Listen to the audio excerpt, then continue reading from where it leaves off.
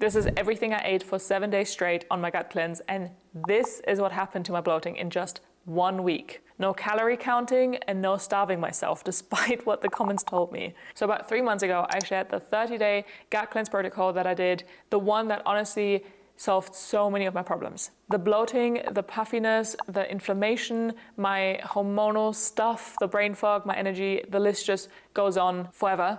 And it was quite literally life-changing for me. I'm not exaggerating. And I made 3 whole videos breaking down the exact protocol, the results, and the why behind all of it. So if you want the deep dive, those are all linked up here. But this video is different because the number one I got asked was about week 1, because the first week of the cleanse is really the strict part. You take a lot of foods out, and the second people saw that list, my comments filled up with, oh, there's literally nothing left I can eat and you might as well just starve yourself. So let me clear 2 things up right now. Number 1, this is just 1 week, 7 days out of your entire life. And honestly, for everything I got back, 1 week was nothing and so worth it. If eating a little differently for 7 days feels impossible, I'd just gently say, sit with how much your gut stuff is actually costing you. Because to me, that was the real trade. And number 2, and this is the big one, the gut cleanse was never about calorie restriction, not once. You eat plenty. It's just a little different. A little bit more bland, a little bit more simple, but you are not going hungry. So today I'm gonna prove it. I'm gonna walk you through every single thing I ate for 7 days, every breakfast, lunch, dinner, and snack, so you can see for yourself that this is completely survivable, and honestly, it's still pretty delicious. So stick around because I'm also going to show you the exact meal that I love so much that I still continue eating it now that the gut cleanse is done. The one snack that tastes like ice cream and is 100% allowed. And at the very end, the full before and after, my real measurements after just 7 days, which even surprised me. So let's go. So every single morning I started the same way, pretty much. Warm lemon water with my supplements and a herbal tea. And then this breakfast I had basically every single day. 2 rice cakes, some stewed fruit, just frozen blueberries and blackberries, sometimes with a peeled apple or pear, stewed down just in a little ghee and topped with cinnamon, and then a couple of boiled eggs on the side. And this was the meal I teased at the start. Breakfast was hands down my favorite part of the whole cleanse. I was genuinely happy eating just that every single morning. So if nothing else, promise you'll just try that one. But for everyone convinced that there's nothing else to eat, here are a bunch of other options so you never get bored. You can do 2-ingredient banana pancakes. So just mash ripe banana and eggs, cook it in coconut oil, top it with some warm blueberry and raspberry compote, add a bit of applesauce if you want them extra sweet. You can also do coconut rice porridge, so white rice cooked down in some coconut milk with cinnamon, topped with those stewed blueberries, have some eggs on the side for extra protein. If you're more of a savory kind of person in the morning, I've also got you can do some sweet potato hash. So cubed sweet potato, pan fried in ghee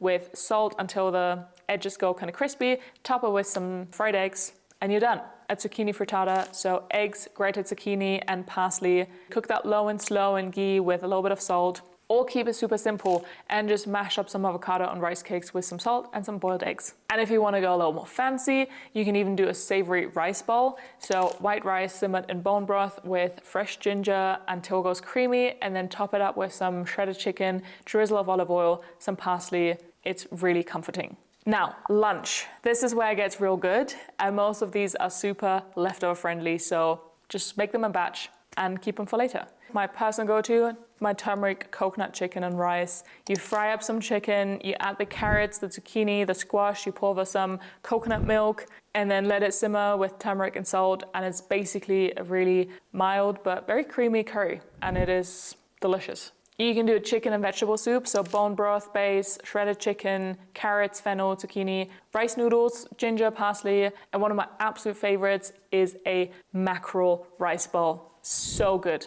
Please, trust me, it is so good. You just flake some olive oil mackerel over some warm rice with steamed zucchini, a few olives, and some parsley. Or instead of the olives and parsley, you just add some seaweed like nori for a bit of an Asian flavor. So good, really.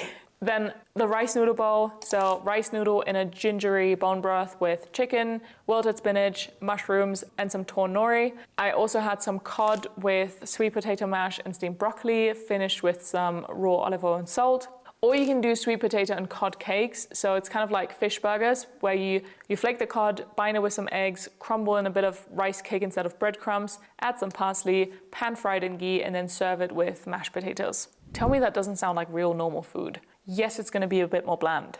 But again, you can do it for 7 days. Easy. Okay, now dinner. Honestly, personally, most nights I just have my lunch leftovers. That's the whole point of batching. But if you want even more ideas, here we go. Another little curry, maybe this time a fish curry, coconut fish. So cod and some coconut milk with turmeric, ginger, carrots, and squash over some rice, or swap it with chicken. Chicken meatballs, so ground chicken or turkey with egg, parsley, and salt. Bake them and then serve them over some rice with roasted carrots, broccoli, and a drizzle of olive oil. Some baked cod parcels, so you just take cod, fennel, zucchini, olive oil, lemon, and parsley, wrap it in foil, bake it with some rice on the side. Mushroom and spinach risotto. So you can cook the rice slowly in bone broth with mushrooms, stir through with some ghee and spinach at the end, and then you can add chicken for protein. Or a roasted chicken vegetable tray. Chicken thighs with carrots, squash, fennel, broccoli, and sweet potatoes, all just roasted in some ghee with salt. And if you want to add a little bit of rosemary and thyme, please go ahead. Lastly, some ginger chicken over rice noodles with steamed broccoli and spinach. None of this is starving, okay? That's a genuinely nice week of eating. And again, the results were just incredible. And I even got you on snacks because there are also gonna be the in-between moments where you will have cravings. So you are allowed to snack.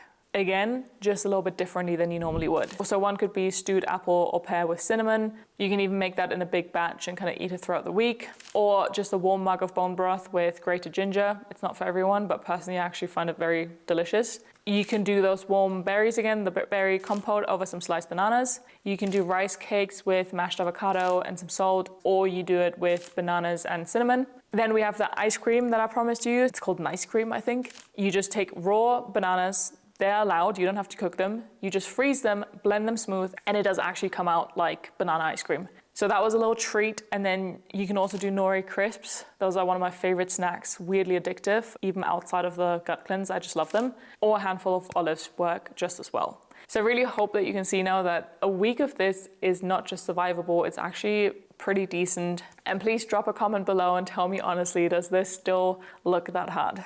Okay, and now coming to the results. This was me before I started, and this was me after just 7 days. And these are the exact measurements. And I want to be really clear about what that is looking at those measurements, because that is not weight loss, because my muscle and body fat percentage stayed almost the exact same. That's just my bloating and inflammation and puffiness going down. That's my gut finally coming down and stopping holding onto all that fluid in just 1 week. Which when you see it side by side is honestly kind of wild. And look, that's what 1 week of just the food did. Imagine what happens when you actually get to the root of why your gut was struggling in the first place. The gut, the energy, the hormones, the cravings, all of it. That's the work I do with Women One-on-One. It's by application, so if you're curious, there's a link in the description to book a free clarity call and see if it's the right fit.